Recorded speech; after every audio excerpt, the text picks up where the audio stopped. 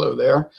We're doing nationalism, European nationalism, chain reactions, 1815 to 1914, part 3.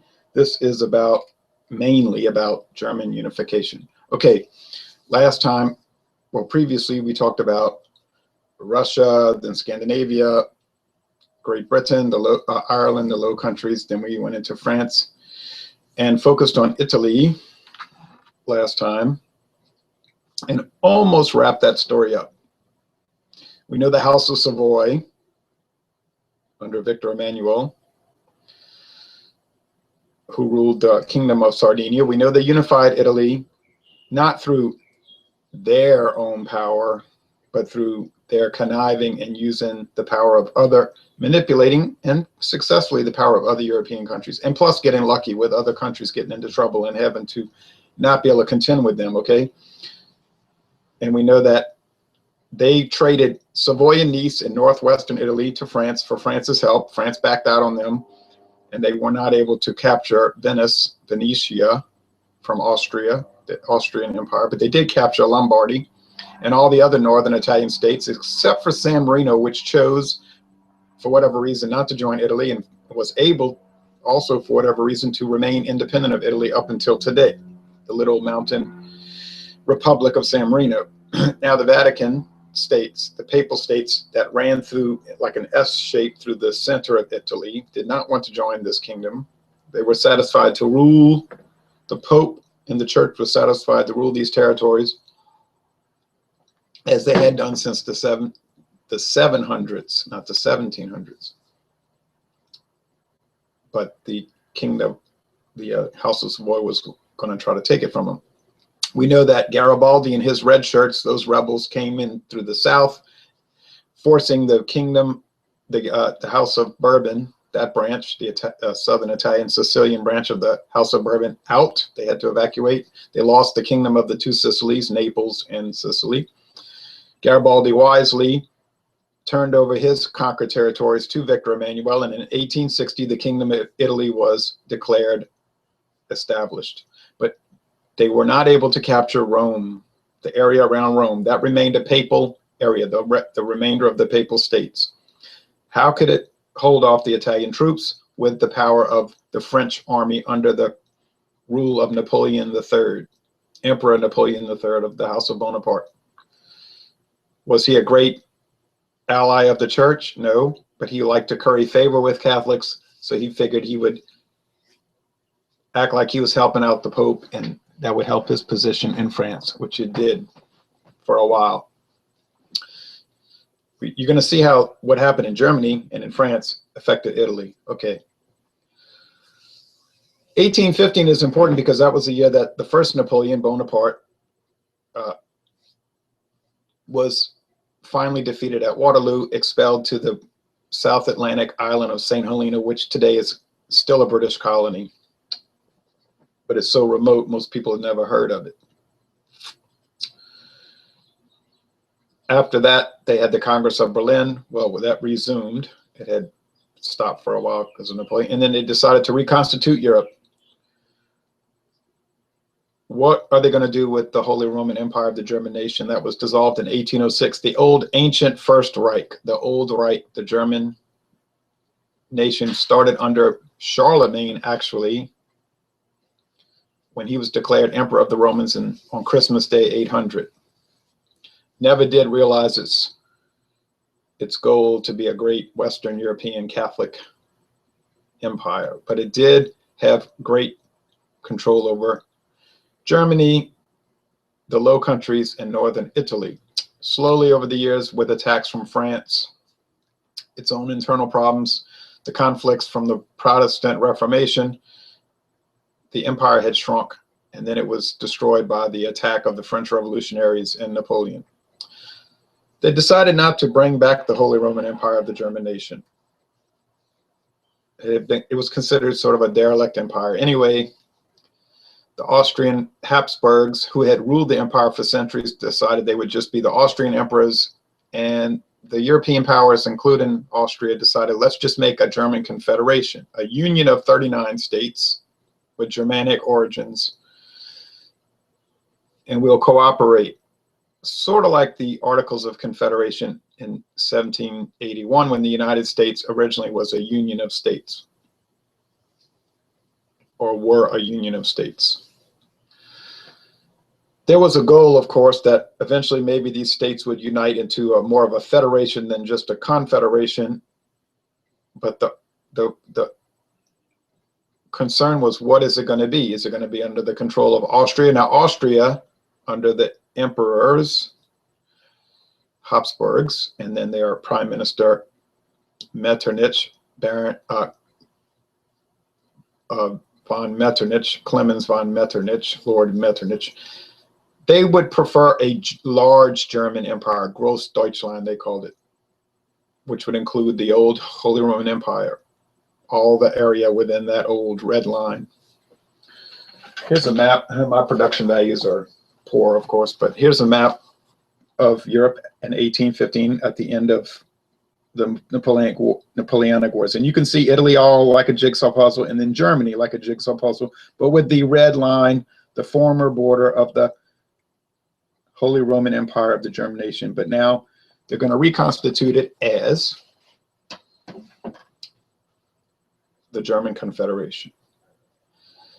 No capital city, no flag, no army for the country or the construct, no common currency, not a country, but a union. They would meet at like the old empire, they would have meetings to resolve problems, though, and they called it the Diet, D-I-E-T. We say Diet, but they say Diet, which we would call like a Congress, in different cities, ad hoc meetings to resolve problems. And it was agreed they would meet from time to time. Okay, so Austria would like to have Großdeutschland, the big Germany, naturally under Habsburg guidance. Have a great Catholic German empire under the German Austrian Habsburgs. The Prussians, and this was the new superpower of Germany, the Kingdom of Prussia, which started around rolling around the 1600s with Brandenburg, a little area around Berlin, and then absorbing Prussia, which is east, was never actually inside the empire. Prussia, set up by the Teutonic Knights, surrounded by Poland, but Prussia. And then it became Brandenburg, Prussia. And then in the 1700s, it became the Kingdom of Prussia under the Hohenzollerns. And their capital was Berlin. Well, they preferred a smaller Germany, a little Germany, under their control, but they wanted it to be an all-German empire with a pure ethnic makeup, all Germans. Whereas the Austrian Empire contained non-Germanic people like Czechs and some Italians, and the Prussians say, no, we don't want internal ethnic problems. It's bad enough to have political problems. And here's a map of the races of Europe, and this will show you why there's a lot of problems in Europe today. If you look at Ukraine down there out in the Black Sea, you can see it's mostly Russian. That's why Russia annexed it in 2014. You can see in eastern Ukraine, it's largely Russian, or to a big extent Russian. That's why they're trying to break away and join Russia today. The blue part of Ukraine is more Latin-oriented, Roman Catholic, Western-oriented. So there's part of the problem with that today. And then Germany, you can see the orange is the Germanic-speaking people, Austria, the German states. But then you see the yellow Poland there between Ukraine and Germany. And that's going to lead to so many problems. And then you look down south, you see all the different ethnic groups, Romanian, Bulgarian, Serbo-Croatian, Greek. And then you see Italy is all light blue, greenish blue, Italian. And that's why they wanted to have nationalism, a united Italian kingdom, which they eventually had. France, always French, and so on. Portugal, Portuguese. Okay, so you have these two rival states, supposed to be cooperating, but rivals. Prussia in the north, Protestant. Austria in the south, Catholic. Both speak German, both former parts of the Holy Roman Empire of the German nation. Not a whole lot changed until 1848. Now, but previously to 1848, there was an idea to start the Zollverein, this customs union, mimicking what Maria Theresa had done, the Duchess of Austria had done in the Holy Roman, well, the Austrian territories of the empire in the 1700s. She was the first one to unify all of the Austrian Empire with a common area of trade. Now you say, well, it's all her empire. Wouldn't they have common trade? Not exactly. It was feudal. And so if you would go from section to section within that Austrian realm, you might have to pay duties or taxes on goods. So it really stifled trade. So Austria had been a booming industrial part of Europe to a large extent from that common trade area. So they wanted to do this with the whole empire, the whole confederation. So they started, I believe it was 1831, the Zollverein, the customs union. You didn't have to join it, but the German states were encouraged to join it. So more and more German states joined this. So by the time 1848 rolled around, many of them were part of it, and more joined. And so trade began to increase within the German Confederation, and economic progress boomed. And so Germany, the German states, start to become an economic superpower. Start to become, aren't there yet, but are becoming, showing potential. Railroads being built, canals dug, eventually telegraph wires and all of this. So it's becoming a really impressive thing. Unfortunately, there's that political revolutionary spirit right inside of Europe, and it breaks out in 1848 with this communist attempt really by the communists. This is the Freemasons, the communists, to overthrow Europe. They tried it in 1794 with the Reign of Terror, and they were beat down by the more conservative revolutionaries and Robespierre was executed. They tried it again in 1830 with a communist uprising in Paris. They established the Paris Commune, and this was beaten down by more conservative revolutionaries like Louis Philippe. Now they're going to try in 1848. There's going to be a planned uprising all across Europe. It's not going to take place in Great Britain. Well, that makes sense because the Freemasons basically in Great Britain, the Grand Master of Great Britain, even today, I believe, is Prince Philip. So the house, you know, the ruling family of Great Britain since the days of Hanover, which is still really the ruling family, is Freemasons. So, but they're a little different than the European ones who are more communistic and atheistic. Whereas in Great Britain, they're more Fabian socialists and nominally Christian. Okay, or nominally religious at least. All right, sort of like America. Now, but on the continent of Europe, they were like more blatantly atheists, if not even, or occultic, satanic, Luciferian. That can be demonstrated. And also more communistic and radical and prone to violence. So you had the Great Uprising of 1848, and and some people said the socialists are rising up, the Reds, the communists. And it looked like they were going to win, you know, but they always would bite off more than they could chew, and they would do too much. You know, what's the difference between a communist and a socialist? Well, of course, a communist is a socialist in a hurry, and they tend to hurry too much. And so in France, they take over, you know, they set up the Paris Commune, and the first thing they want to do is be like the Khmer Rouge. You know, they're going to start murdering priests, raping nuns, burning churches, and, you know, like declaring year zero. And the common people of France, maybe they want changes, but they say, whoa, wait, back up. And so, and these radicals are actually helpful to the more conservative, just dictatorial mindset like Louis Philippe, because then they can come in and say, follow me, you know, I'm not radical. Or like Louis Napoleon in 1848, follow me, I'm not radical like these maniacs. And so it helps them, and then they can come in as sort of like a counterattack, a counter-revolution, even though they're sort of revolutionary themselves.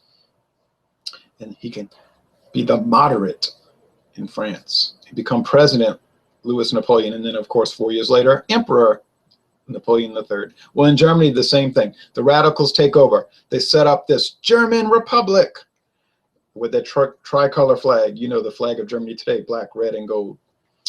freedom, brotherhood, and liberty, brotherhood, and equality. That's always the three-color flag, the socialist Freemasonic flag of the French Revolution. And you've seen it copied all around the world, like in Mexico, for instance. But they're too radical, and the more moderate and the common people, they're not educated, right, in Central Europe at the time, and they don't know they don't understand all this talk about social revolution, all this, and they befuddled, like, what are all these people talking about? And then the property owners in Germany, the middle class property owners and the upper class, the upper middle class, and the aristocrats, they don't necessarily want this, so they're going to counterattack in 1848, 49, and they're going to crush the Reds in Frankfurt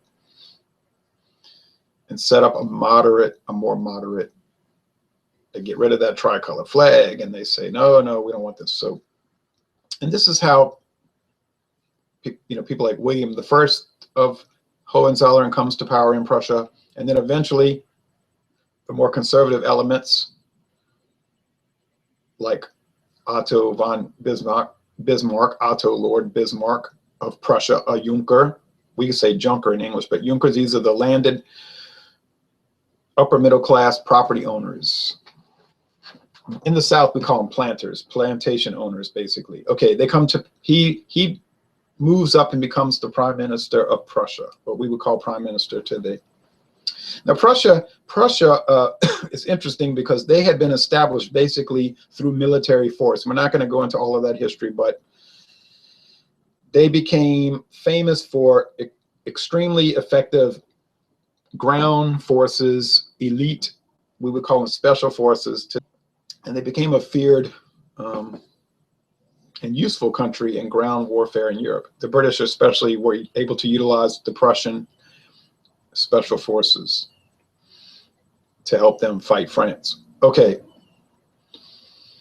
but Bismarck, when he starts to come into power in the 1860s, he has to be careful because he doesn't want to bite off too much.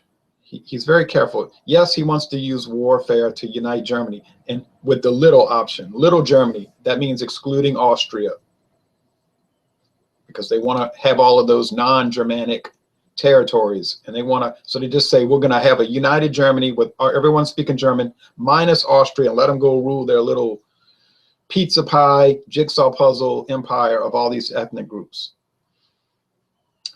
But Bismarck's got to be careful because Prussia is not a superpower. I said they were a German superpower within Germany, maybe, but they're not a European superpower for sure. And they got to watch out because they got Russia to the east, France to the south, west, and it's a little dangerous. So you're gonna see how they're gonna take a step-by-step approach. The first thing, some areas of the German Confederation, like Luxembourg, considered Germany now, but was under the control of the Kingdom of the Netherlands. Okay, so the King of the Netherlands controlled Luxembourg, but Luxembourg was within Germany. So it was a question where they would join the empire. In the north of Germany, we had Schleswig and Holstein. This is a little bit of a mixed area. Danish in the northern part and German in the southern part, but it was all controlled by the King of Denmark. But he agreed to let those areas become part of the German Confederation, but it would remain his personal realm, but not a part of Denmark. They're not considered part of Denmark, but they're considered a German territory ruled by the King of Denmark. See, there's a differentiation there. Just like Luxembourg was not considered part of the Netherlands, it was a German territory ruled by the King of the Netherlands. And this was a common thing in Europe back then. All right. Bismarck was lucky in a way because the King of the Netherlands, the King of Denmark, Christian, was a little goofy and not too savvy and not too careful. Why this man could not be satisfied to have this, I don't know. But he decides in the 1860s, hey, I want this to be part of Denmark. I have half the pie. I want all the pie. Oh, what a mistake. So the German people that live there say, no, no, you're breaking the agreement of 1815. We don't want to join Denmark. We don't like Danish people. So they start crying and whining. Now, Prussia and Austria, you say, at this time, they're kind of cooperating. This is a good pretext to grab all of that. So they start protesting to Denmark. Oh, you can't do that. You can't make this part of Denmark. Oh, don't tell me what I can do. Christians, don't tell me what I can do. So he very stupidly annexes those two territories, Schleswig and Holstein. So Austria and Prussia in 1864, Austria and Prussia go to war with Denmark. Now, at the time, Denmark was considered, they had a history of being a military power, had a history. But this is not the 30 Years' War. This is not the 1600s. So their time has passed. So you know what's going to happen when Denmark has a war with Austria and Prussia. They're going to lose. So the war only lasts a few weeks. What was it? 7 weeks, something like that. Oh, not even 2 months. So not only does Austria and Prussia defeat Denmark, they take over all of the Jutland Peninsula. I mean, they could have taken over all of Denmark for that matter. Well, you know, not Iceland and Greenland, but so he's feeling that he realizes he's gotten beaten, so he cries uncle. Okay, fine, fine. So Denmark loses the war predictably. So instead of having control of Schleswig and Holstein, he winds up with nothing, none of it. They say, out, get out. So what's going to happen? Well, now Bismarck says, well, okay, let's share the territories. So Austria, the Emperor of Austria, who is Francis Joseph, who had been the emperor since 1848, Francis Joseph Habsburg says, okay, so Austria gets part of it and Prussia gets part of it. But, you know, Austria is down in the south and Prussia's way in the north, right next to these territories. So Bismarck is crafty now. He's going to make it so difficult for Austria to rule their part of it. He's going to do everything he can to make it hard for them to administer their area. It seems as though he intentionally antagonizes the Austrians and try to anger them. And Austria kept complaining, why are you doing this? I mean, what are you trying to cause a war? We don't understand. Well, of course, he was trying to engineer a situation just like he did with Denmark, where Austria would get booted out of the Confederation. Okay? So it comes to a head in 1866, 2 years after they conquered Schleswig and Holstein. And Austria says, this is intolerable. This is a terrible situation. So they, like they were allowed to do under the compact, Austria takes their case to the Diet. They demand that the German Confederation look at this problem and arbitrate it, which it was their right to do. Well, Prussia, with their warlike ways, say, oh, no, you can't take this to the Diet, and they declare war on Austria. That's Bismarck's way, war, if he can control it. See, he's a warmonger, but he's a warmonger who's careful. All right, like, you know, fight Denmark, no big deal. Fight Austria. We might be able to pull this off, especially since we've been planning to do it for years. We have better weaponry, and we're going to, like, bait them into doing this. Now, Saxony, the Kingdom of Saxony, kind of on the border of Prussia and Bavaria, they say, yeah, you should be able to take that to the Diet. And as soon as they say that and take the side of Austria, Prussia attacks Saxony and annexes half the country. And then Hanover, the Kingdom of Hanover, which had been united with the Kingdom of Great Britain until 1837, says, yeah, what is all of this? They should be able to take their case to the Diet. They get attacked by Prussia and are annexed. So Hanover is annexed by Prussia and stays part of Prussia until 1945. Same thing with Saxony. Well, the part that Prussia stole from them. So then Austria and all the southern German states, Bavaria and the little ones down there, they fight Prussia in the northern German states. And Prussia beats Austria in only 6 weeks. they had a new weapon called the needle gun, and they had new tactics that they used against Austria, and Austria was defeated. Well, Austria is really shocked, you know, like, oh, we can't believe this. So they say, all right. And then the Confederation is dissolved. I mean, they're all fighting each other. So in 1866, the German Confederation just basically breaks apart. That's it. It's all over. So much for German unity, right? So Austria cries uncle, okay, we're sorry. You know, you can have all those territories in the north. We're out of here. So they call the war off. Now, let's take a break for a second. Time out. Remember, Austria still controls Venetia down there in Italy, and Tyrol, another Italian area on the border of Italy. Well, when Austria is busy fighting Prussia in the north, in the area of what we call the Czechoslovakia today, in that area, Czech Republic, Italy knows that they're distracted, right? They're fighting Prussia. So Italy in 1866 immediately attacks Venice and conquers it and annexes it to the Kingdom of Italy. Austria can't fight Italy and Prussia at the same time. So not only is Austria expelled from the German Confederation and loses the area they got from Denmark, part of Schleswig-Holstein, they lose Venice. They don't lose Tyrol, but they lose Venice, so they're irritated. Austria, really, if you look at their track record, they basically never won a war in their whole history. Imagine they stayed an empire for almost 1,000 years and never won a war. But yeah, that's what happened. All right, so and there's more. Since Austria can't fight Italy and Prussia at the same time, the Hungarians decide to rise up. Now, Hungary, who had been under control of the Turks, most of Hungary, except for a little sliver, they were thankful that Austria rescued them from the Turks back in the 1600s. But they were thinking, hey, you know, all this nationalism, we want to have independence. The Austrians say, oh, poo-poo on that. You don't need independence. You're a bunch of Hungarians. Go eat goulash and paprika. You eat too much paprika anyway. Don't ask for independence. You're Catholic. You have us. We're German. You should be thankful. The Hungarians say, oh no, we want freedom. Hungarians, rise up, rise up. So in 1866, when all of this is going on, Hungary rises up. The Hungarians rise up in Budapest.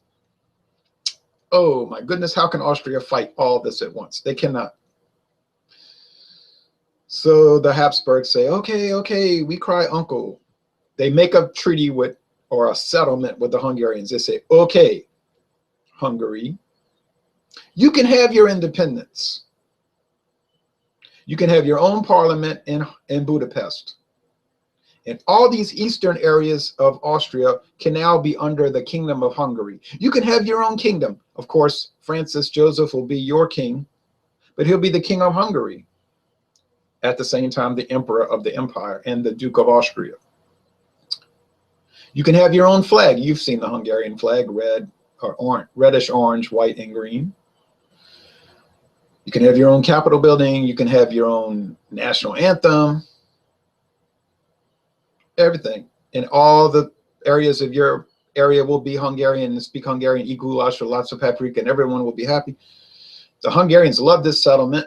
The only thing they're going to have in common with Austria now is a common currency for the empire, which makes sense for trade, money, a common military for defense,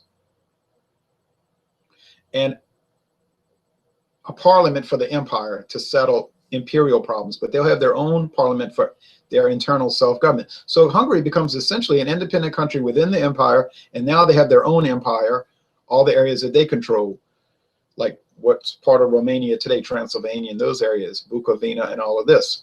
Well, they're very happy. So now they become arch-imperialists. They want to break away from Austria. Don't rule over us. That's wrong. But now that they're going to be like the most reactionary people in Europe, they're not going to give up any of their territories now. They're suddenly in 1867 with the new creation, you know, the creation of the Austro-Hungarian Empire, as it's called now. Why, they're just delighted to be imperialists and rule the Hungarian territories, which in fact, at that time, were quite large, basically a huge chunk of South, Eastern, and Central Europe. So that stops all the problems between Austria and Hungary. They're settled forever, okay? And they're going to cooperate all the way up until 1945 after this conflict is settled. So Austria, as you can see, is a very weak empire. In 1867, they have no overseas territories. By gosh, how could they have overseas territories? They're trying to hang on to what they have in Europe. No time for overseas territories. Italy, at this time, doesn't have time for that either. They're concentrating on the Mediterranean and the Adriatic Sea and all of that. Okay, now there's more to this story. What did they do with the Confederation? Well, Prussia decides to create what's called the North German Confederation. It's all the northern German territories, minus the Catholic areas, basically. Austria, Bavaria, and there's a bunch of little German states in the south, like Liechtenstein and all of them. They're out. But they got the Northern German Confederation. Prussia, what used to be Hanover, the Westphalia, Thuringian states, Saxony, Schleswig-Holstein, and all of that. With a flag. Now this confederation is going to have a flag. You've seen this familiar imperial flag, black stripe, white stripe, red stripe. They're going to have a capital, Berlin. They're going to have a leader. The King of Prussia is the leader of the confederation. So it's almost like a country. They don't call it an empire, they call it the North German Confederation. Now Bismarck is happy, but he's not satisfied. He wants all of Germany to be unified minus Austria because they rule too many non-German states. He just doesn't, and there's no way Austria is going to give up those territories. Now, if they had been willing to give all that up and just join Germany as Austria, they would have let them in. But Austria is a small country by itself. They weren't going to give up all their territories. So they're not going to be invited until 1919, but that's another story. All right. Bismarck says, how can I get all these German states to join me? He comes up with a plan. When was the last time we were all unified? When we fought Napoleon in 1815, because France was such a threat to us. And all of us Germans teamed up to fight those evil Napoleonic French. So he's going to cook up a plan, or he's going to, let's say, use an incident as a convenient excuse to fight France so that he can get all of Germany under his control. And William I, the King of Prussia, is a little nervous about it. He's telling Bismarck, now look, you've rolled the dice twice and you've won. Maybe we should take our money and get out the casino. And Bismarck say, no, I think we can pull this off, but we got to be really careful. Okay, William is saying, okay, possibly we can do this. Now we have Napoleon III, Louis Napoleon, Emperor of France, leader of France since 1848. Now here we come up to 1870. Well, now he's been in power for 22 years. And France, in a way, reached their pinnacle under Napoleon III. They had become an industrial world power. Their economy was sound. They had a central bank, a premier educational system that was admired around the world. Their bank was admired around, their financial system was so sound, they were admired around the world. They had conquered Mexico for a little while, till 1867, when they left because they didn't want to fight the United States. They might have been happy to fight the United States in 1862, actually, but the Confederate States didn't look like they could pull it off. If the Confederates had won the Battle of Antietam in 62, certainly Great Britain and France would have intervened on the side of the Confederacy. But they didn't want to put their money on a bad horse. And so after Antietam, they said, let's hold back and see how it develops. And when the South began to lose, they said, oh, well, forget them. All right, so back to Europe. France had taken over Indochina, or was taking over Indochina, and they were taking over parts of Africa. So France was building a great world empire at this time. They were very rich, one of the richest countries in the world, still are today. Not so much a world military power. I mean, they're going around fighting, Indochina, and they would take over inferior countries. They've given up on fighting Great Britain by 1869, 70. They're a junior partner of Great Britain since 1815, in fact. Fighting the British never did France any good except make them lose stuff, right? So But if they are partners with Great Britain, they figure they can gain a lot. And it really works for them very well until 1914, when they disastrously let the British talk them into a very bad situation. But that's later, okay? Now, well, maybe I shouldn't say let the British talk them into it, but went along with this ridiculous idea in 1914, and then even more so disastrously in 1939. But that's a later story. So by 1870, okay, Napoleon III, you could almost say he's on top of the world, right? He's in great shape, but he's kind of a goof, and he's a hothead. And he makes bad decisions, and he's easily manipulated. All right. Bismarck knows this. He studied Napoleon III. He knows he's a goof. And Bismarck has watched France's military, and they know that France has a good army, but it's not a great army. And they have a good navy, but it's not a great navy. And he thinks they can be beaten because Germany has been, the Prussians have been planning for this. But it's a risky thing. I mean, you just don't know how this is going to go. I mean, it could turn out really bad. They could go to war with France, and Russia could jump in on the backside, but they figure Russia's not going to mess with them. Russia's pretty quiet at this time. They got their own things to deal with, especially like the Turks. So here it comes. 1870.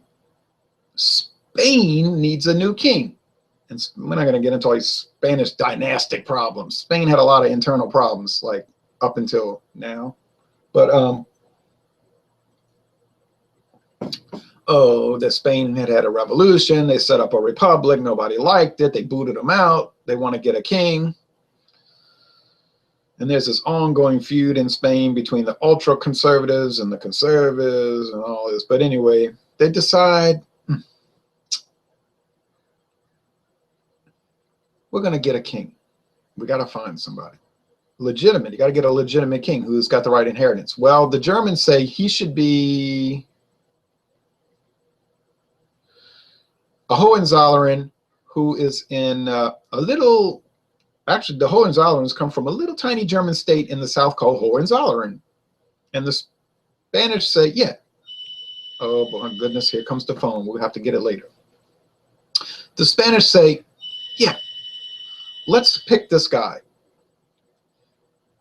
Now Bismarck knows France is going to object. So the French, Napoleon says, we don't want a German becoming the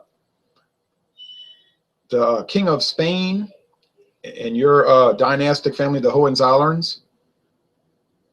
Well, Bismarck says, well, you didn't mind when a German became the ruler of Greece. Hohenzollerns were the kings of Greece, you know. It's a big controversy, and Napoleon III, he demands this different guy. I can't, you know, this. I want this other guy to become the German king. Different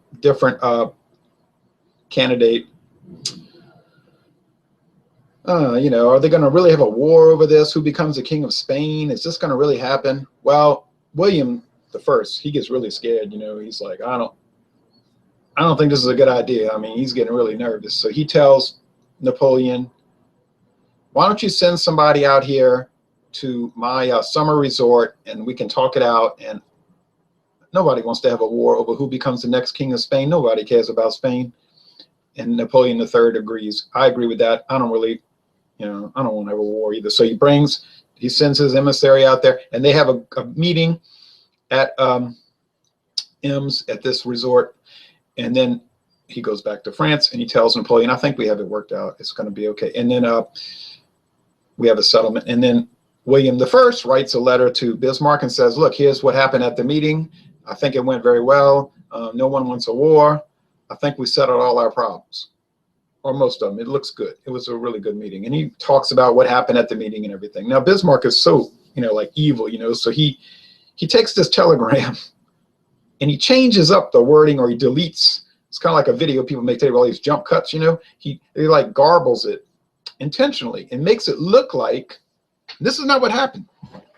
But he makes it seem as though at the meeting, William I told the French emissary where to get off. You know, like, we're going to get our position push through and you can just kiss off and go back to Paris, which is absolutely not what happened. And he of course lets it leak out to the press. You know how these things leak to the press, which means the government wanted the newspapers to put it in there. So the German newspapers got all these headlines, you know, King William tells French to buzz off, you know, kiss our German, but, you know, basically like that. Totally wrong. Now the French throw a fit. They blow a gasket. And Bismarck knows that Napoleon is a hothead. He's not going to check and see what happens. So when Napoleon reads this, he says, what the hell? This guy's telling me that the meeting went well and everything's worked out. And then he's going to go over there to Germany and tell his own people that he told me to kiss off. What? Who? I'm a Napoleon. I'm a Bonaparte. We don't take these kind of insults. Hell with that. You know, and Bismarck says, good, good. Now William on the other hand, is telling Bismarck, are you crazy? What is all of this? You're making it look like I insulted the man, you know. And Bismarck say, I don't know, you know, these telegrams get garbled. Well, Bismarck knows what France is going to do. France in 1870 declares war on Prussia. Napoleon says, we're going to war with Prussia. We don't care. It's on now, baby. And so France starts heading toward the Prussian border. Now, Bismarck says, good. So now the German newspapers say, Napoleon is coming. Now, the old people, right? The old folks say, oh, this is just like when I was a kid. France is going to try to take over Germany. And they get all the German states stirred up. The great French, well, this is not Napoleon Bonaparte. This is his clownish nephew, who is no kind of military genius at all. He's got second-rate French generals. The army has been stagnating. This is not the Napoleon of 1805. But they don't know, you know, they get all stirred up. So then all the German states declare war, not Austria, but all the German states declare war on France. Everybody, the North German Confederation and Bavaria and everybody, they jump in. And it's going to be hell because France is going to go out to fight. And then the German states are going to come in to fight. The British, they just watching, you know, Queen Victoria's government, they watching. Let's see what happens. Okay. And they fight along the French-German border. And Napoleon, he's pretty depressed because really his popularity has been going downhill for a while. You know, you stay in power too long, people stop liking you. And he's like, I don't care. I'm gonna go out and fight it. I'm gonna fight I'm gonna lead the troops, which he has no expertise to do. But he goes out there and they fight at the Battle of Sedan. The French get defeated and he gets captured. Napoleon gets captured by the German forces. And there's a famous painting of him slumped in a chair. He's so depressed. And Bismarck's telling him, all right, this is what you're going to do. Napoleon figures, oh, well, it's over now. Back in Paris, they're so angry. This incompetent buffoon, he gets us in a war with the Germans and they heading toward Paris. The whole German armies, I'll say armies, different German states, heading toward Paris. The French parliament deposes Napoleon as emperor and they declare France a republic. They established the Third Republic, actually, and because the Second Republic was under Napoleon, and they say you're out, but they still got to fight Germany. Well, they're fighting, and the Germans thought it was going to be a little easier than it turned out to be because the French fight hard. The Germans are taking in a lot of casualties, so this was a brutal war between the German border and Paris, believe it or not, and Bismarck said, "Ooh, these French can fight, man."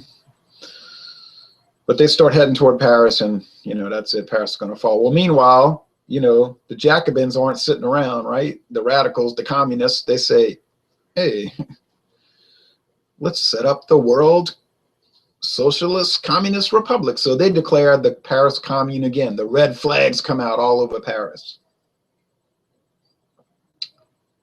And they say, we're going to have communism. Now, back then, some of the books called them communards. It depends on which history book you get back then. I have some that say communists and some that say communards. Now, today we don't use the word communist because we want to differentiate them from the Bolsheviks that took over Russia. But it's really the same movement. Okay. Well, now even the French army, the French Republic says, oh, well, wait a minute. The Germans are bad, but this is a street thing, right? Like Pentangeli says in Godfather Part 2, but this is a street thing. France don't like us. I mean, Germany don't like us. We don't like them. We fighting over, you know, street stuff. These guys want to take over the world. These are communists. This is not a street thing. This is a world revolutionary thing. Bismarck doesn't like them, and we don't like them. So they talk to Bismarck and William, and they say, look, you're beating us, and we can settle that later. We lost. Okay, that's over. We got a real problem, because if these people take over France, they're going to come for you next. You know, they want a world revolution. And Bismarck says, that's damn sure. So they make like a treaty during the middle of the war, a settlement. The German army just stops. This is a bizarre story, but it happens. The German army just stops. And they tell the French, do what you got to do, because we don't need these kind of problems. So the French army surrounds Paris, and they tell the communists, the communards, okay, give it up. Now, meanwhile, they're going to be true Reds, okay? These are like purist communists. They're going to arrest all the church leaders. They're going to arrest the mayor of Paris, the archbishop, the cardinal of Paris, who serves the Pope. You know, and they're going to say, power to the people, pure communism, you know, rape, murder, killing. The moderate government of France says, okay, last chance, give up. Either give up, or we're going to make you give up. And you're not going to like what we're going to do when we come into this city. Now, the communists say, oh, no, power to the people, right on. So they put barricades around the city. And they say, you just try to come in, we'll kill everybody. And they do. They start killing all the religious leaders. They murder the Archbishop of Paris. They murder all the other Catholics that they can get their hands on. And that's when the French army says, okay, you want to play rough? We can show you we can show you what rough is all about. So the French army starts pouring into the city. And this hatred in France goes back to July 14th, 1789. So they got people with beefs going back to then, okay? So the French army says, it's on now. When they hear word that they start killing all the religious leaders. And like most of these army troops aren't even really religious, right? But they hate the communists, so they start pouring into Paris. They break through the barricades. They find all these hundreds or thousands of dead bodies. They say, okay, communists, you asked for it, you got it. They round up all the communists and they kill them all. Oh, you know, 20,000, whatever. They say, you want to play rough, we'll play rough. Don't worry about it. And so the communist revolution is crushed with great enthusiasm, let's say. All right. But don't worry, they're going to make a counterattack later on around 1941, 42. I'm talking about the communists. But that's another story. All right. So the French say, okay, we've rescued the Republic from the maniacs. What are we going to do? Should we bring back a king? Now, the monarchists say yes. Now, nobody wants to bring the Napoleonics back. They're a bunch of failures. So they say, forget Napoleon. He died of cancer later on. And then his son was killed in Africa in a war with the Zulus. Now, let's bring in the kingdom. Okay, the Bourbons say, we want the Bourbons. Bourbon Orleans, you know, Louis Philippe's people say, no, we want Bourbon Orleans. So the monarchists can't agree. They fighting. So the majority of the French people say, we don't want emperors and we don't want kings. Now, if the monarchists could have agreed, they'd have had a king of France probably till today. But they say, we'll just have a president. So France decides to have a president and a prime minister and a parliament. And they say the Third Republic is in effect. And that's that. And it stays in effect until 1940. A series of presidents and prime ministers. And no more kings. And no more emperors. And no more communists. Not too much. Okay. What about Germany? Well, the Germans end up marching into Paris. and occupying Paris until they can get their money, the settlement.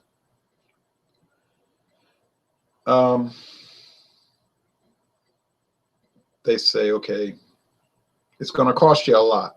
You declare war on us. The French say, yeah, well, what you going to ask for? You know, so the Germans demand this huge monetary payout, these reparations, which is like more money than France has. So it's going to take them decades to pay it off. Plus, France is going to have to give up Alsace and Lorraine, 2 territories that they actually stole from Germany in 1648. So the Germans say, thank you. We'll take that territory back that you stole from us in 1848. The French are so angry, but there's not much they can do about it. So France shrinks in size a little bit, and Germany increases in size. Now, at the meeting in Versailles, oh, and by the way, the Tuileries Palace, the famous palace in Paris, was burned by the communists. That famous palace, a tourist site, was burned by the communists. That enrages the French army even more. They say these are people like, they're like the Taliban, you know, like ISIS. They play dirty, you know, so they say, oh, y'all gonna die, y'all gonna die. Now, while they're there, while the German leaders are there in Paris, they're at Versailles.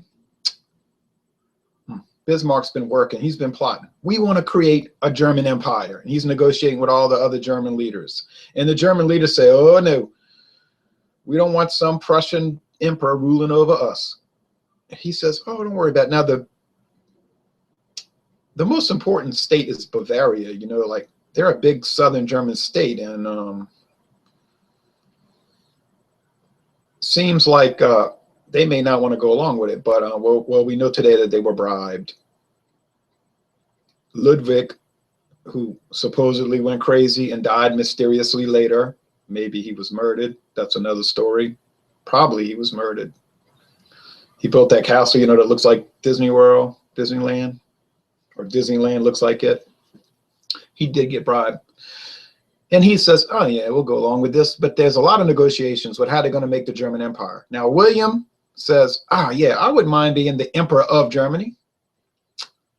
And the other German states say, what you mean emperor of Germany? We'll have an emperor, but this is not going to be some dictatorship. You know, this is going to be a federation where all the states are going to have internal self-government. It's sort of going to be like the Austro-Hungarian Empire. And William says, what? And so Bismarck says, he goes back to William and says, look, I mean, I would like you to be the emperor of Germany. That ain't going to happen. The best I could work out was you could be called the German emperor. And William says, what you mean the German emperor? You mean the emperor of Germany? I can't do the of. It sounds like you ruling over them. So we're going to have the German Empire. You know, we'll have a flag for the whole empire and a national anthem, and we'll have an army and a common currency, and then each German state will still be independent within the empire with their own parliament, their own flag, and their own school system and everything. It won't be really unified like France, but you understand, it'll be like most of what you wanted. And William says, this is the worst day of my life. That's what he tells Bismarck. This is the worst day of my life. He says, well, you can just reject it and go back and be king of Prussia and have nothing. William basically says, good point. Okay, I'll take it. So they go, they're having this meeting in Versailles, and it's all staged like these things are. And they're saying, what should we do with Germany? And then Ludwig, of course, of Bavaria says, oh, I make a motion that William should be declared German emperor. And the other German states say, you know, I second that motion. Yes. So how do you vote? We all vote to declare William German emperor. And you see the famous painting with them holding up their swords.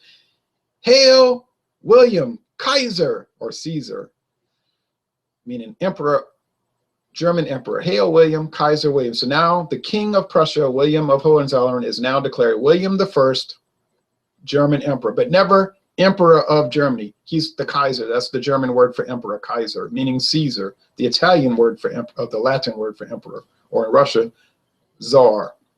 The Russian word for emperor. Okay, so in 1871, the German Empire is established under the control, or the leadership, I should say, of the Kingdom of Prussia, and the capital of Prussia, Berlin, is now the capital of the German Empire. And Austria is not invited in, and Luxembourg chooses not to join. And so Luxembourg remains an independent country, or a country separate from Germany under the control of the Netherlands until 1891, when they receive independence because of dynastic rules. Liechtenstein, down in the south on the border of Austria and Switzerland, also opts not to join the empire, and it remains an independent little micro country. Liechtenstein, one of the smallest countries in the world, but it is independent today and never joined Germany, ever. It stays independent today. One of the relics of the Holy Roman Empire, one of the relic states of the empire, by the way. Liechtenstein was a state within the Holy Roman Empire, the German Confederation, and independent since 1866. Totally independent. Okay, and they never wanted to join Austria either. They are united with Austria in the sense that Austria sort of protects Liechtenstein's foreign policy, so does Switzerland, and some arrangements like that. They're mostly independent. Okay, well, whatever. They're so tiny. Not really a factor at all anyway. Okay. Well, Germany is unified. Bismarck is the prime minister of Prussia and Germany. William is now the Kaiser, and things look really good for Germany. But as you know the story, they're not going to turn out so well. And mainly this is going to be due to problems with Great Britain. Now, you know, I said Great Britain was watching this development with Napoleon and Bismarck. You know, and Great Britain's attitude was, you know, you did this to yourself, Louis Napoleon, and we're not coming to help you because we don't really care what happens to you. You're a clown, and you only join us in wars like against Russia and Crimea to help yourself. So, you know, we're kind of tired of you anyway. So they allowed him to sink. But they are a little concerned when Germany becomes unified. When Germany was a collection of little squabbling states, they were satisfied. But the British start to become a little scared because now you have this German empire that stretches from the French border all the way to the Russian border, and from Denmark down to Switzerland and Austria. It's a huge European empire. And they seem not satisfied to have that. And what we're going to notice throughout the 1870s and 80s and 90s is that Germany is going to rapidly militarize. They're going to create a huge German imperial army because they're guided by Prussia, and Prussia's game is military. And they're going to start building this navy, this powerful navy, well, potentially powerful navy, let's say. The British start to become scared because they have the best navy in the world at this time. And it's unrivaled, and any country that had tried to fight the British since 1588 on the high seas has been shamefully defeated. Britain has a world empire. They rule the Empire of India, Australia, New Zealand, Canada, increasingly large areas of Africa, and spots in South America and Central America and the Caribbean and the Pacific.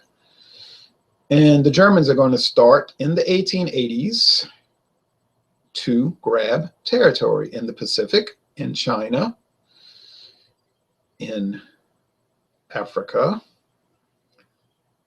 and the Germans are nervous about it. And so you're going to notice that a rivalry is going to develop between the British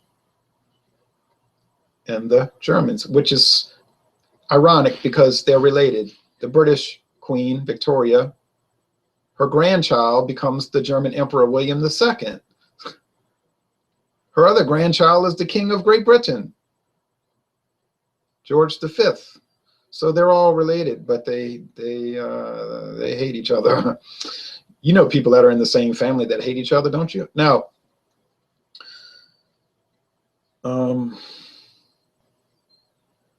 William eventually will die in the 1888, excuse me.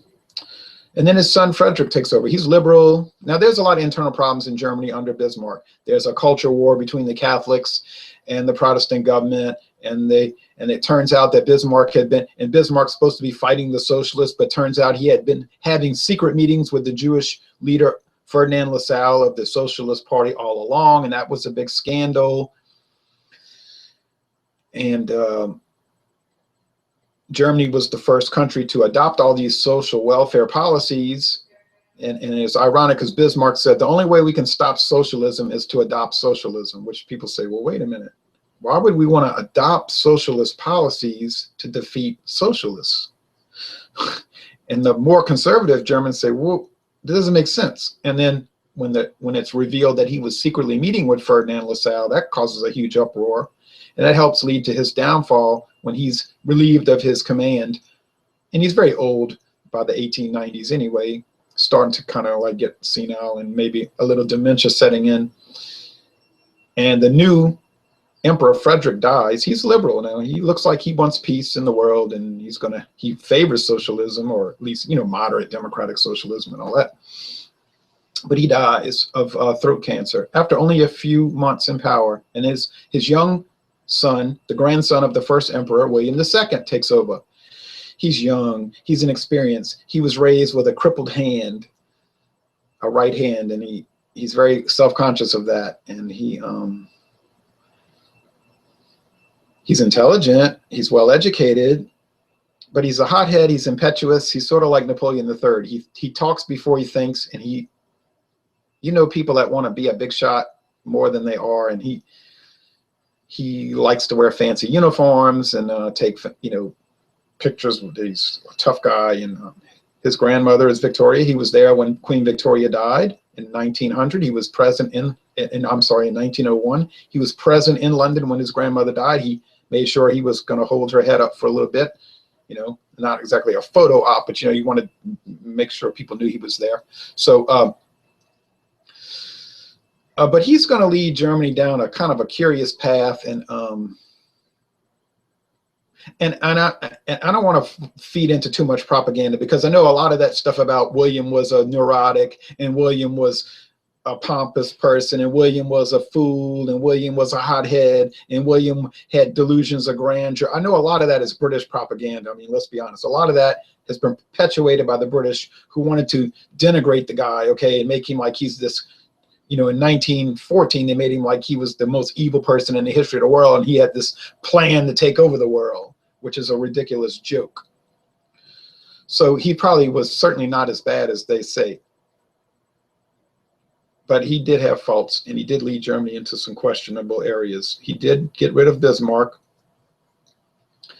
and he has new prime ministers, and they're pretty capable. And for a good while, William II is successful, and he does make Germany a world power, a very strong world power, and he avoids a big war. At first, Bismarck wanted to be allies with Russia. He saw that Russia was in big conflict with, and we're wrapping this up, but we're about to wrap it up. He saw that Russia was in a lot of big conflicts with Great Britain. So in Bismarck's mind, well, Great Britain's always picking on Russia. It looks like they want to pick on us.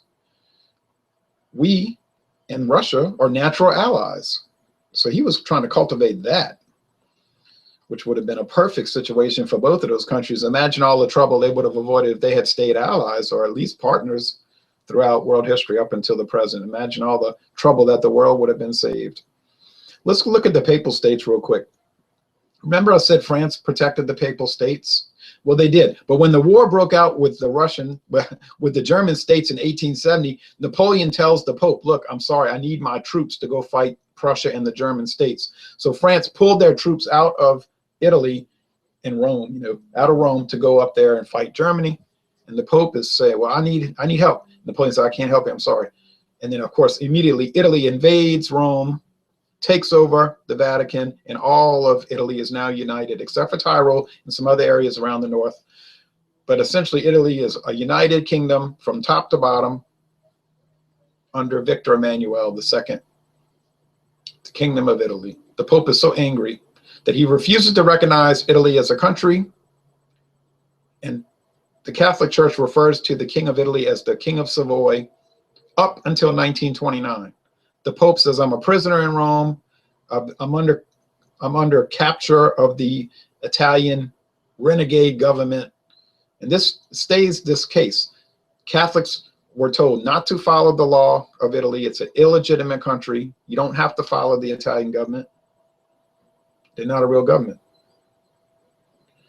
So there's a conflict between the church and, you know, there's Italians that want to serve the king, but they want to be Catholic. It's a big problem. Finally, the Italian Prime Minister Mussolini, of all people, who was well regarded in the world at one time, believe it or not. I have old history books and geography books that would back up that claim. 1929, he says, let's work this out. I mean, this is terrible. So he has a meeting with the Pope and the church, and they reach a settlement in 1929 where the King of Italy will recognize the Pope as the Pope, the leader of the Catholic Church. The Catholic Church is considered the official religion of Italy. The Pope recognizes the King of Savoy as now the King of Italy. And then they will allow the Pope to have this little bitty papal state called the Vatican City, which is inside of Rome today. Imagine this, a country inside of a city.